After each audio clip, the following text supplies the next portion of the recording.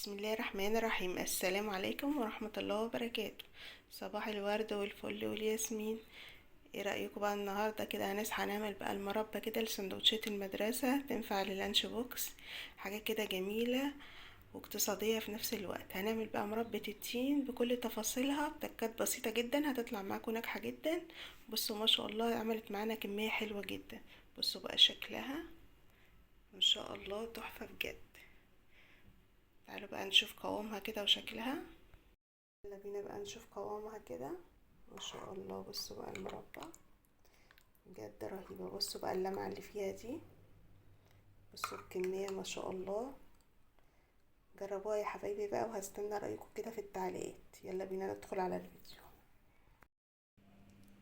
ومعانا كيلو تين كده يا حبايبي، وهنبتدي بقى نعمل مع بعض مربى التين بطريقة بسيطة جدا. اهم حاجة التين يكون حلو كده وفريش معانا، هتطلع معاكم المربى ناجحة من اول مرة. يلا بينا بقى ندخل على الطريقة ونشوف هنعمل المربى ازاي بطريقة بسيطة جدا يا حبايبي.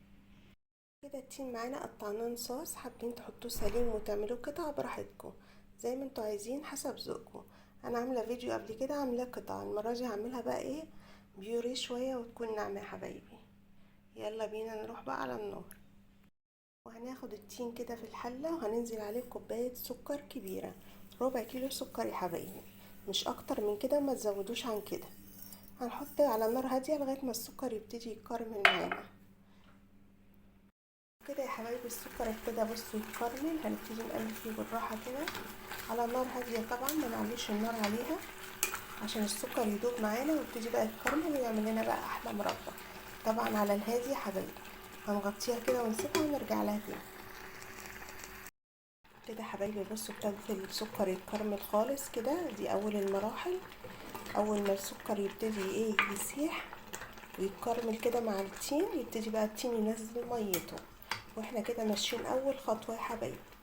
هنهدي النار ونقلب برضو ايدينا فيها، مش هنسيبها على النار كده لغايه ما تنزل ميتها كلها. بصوا كل ماده بتنزل السوائل اللي فيها. هنقلب برضو، مش هنسيبها لغايه ما السكر يدوب تماما. بصوا بقى يا حبايبي المربى بتاعتنا تنزل كل السوائل بتاعته، ما تقلقوش خالص، احنا كده ماشيين مظبوط وتمام. هو بينزل السوائل بتاعته وبعد كده كل ده بيتكثف بقى وبتتقل معانا خطوه بخطوه كده. لسه كده احنا في البدايه، هنهدي عليها خالص ونسيبها ونرجع لها. بصوا بقى المربى ابتدت بقى تتكثف معانا وتتقل، وابتدى لونها يبتدي يلمع معانا شويه بشويه.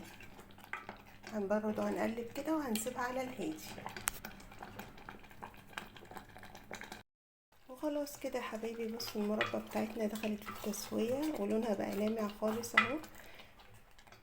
واول ما نحس كده انها اتكثفت معانا وتقلت، هنبتدي بقى اخر خطوه يا حبايبي. هننزل بربع معلقه ملح ليمون، لو مفيش ملح ليمون تقدروا تنزلوا بنص ليمونه، دي بقى ماده حافظه ليها هتعيش بقى معانا من السنه للسنه. هنقلب كده ونسيبها شويه على نار هاديه لمده 5 دقايق، وبعد كده خلاص مفيش ابسط واسهل من المربى بتاعتنا. يلا بقى ادخلوا اعملوها، بصوا سهله وبسيطه جدا يا حبايبي. خلاص كده يا حبايبي بصوا المربى خلاص. بصوا اهم حاجه تبقى على النار هاديه كده. بصوا تقلت واتكثفت معانا، انتوا هتحسوها وانتوا بتقلبوها كده ان هي خلاص اتكثفت. واول ما تعملوا كده وتلاقوها لمت على بعضها، يبقى خلاص المربى بتاعتكم بقت جاهزه. وكده خلاص هنطفي عليها ونسيبها تهدى. بصوا بقى قوامها ما شاء الله. بصوا القوام مش قطعه ومش بيوري قوي يعني. بصوا فيها كده وكده، بصوا تحسوا ان هي الصوص بتاعها تقيل شويه اهي.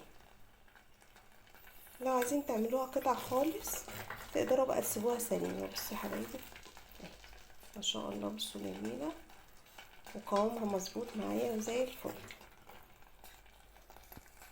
خلاص وصلنا لنهايه الفيديو. لو عجبكم بقى المربى الجميله دي ما تنسوش بقى لايك وشير وسبسكرايب فضلا وليس امرا. والسلام عليكم ورحمه الله وبركاته.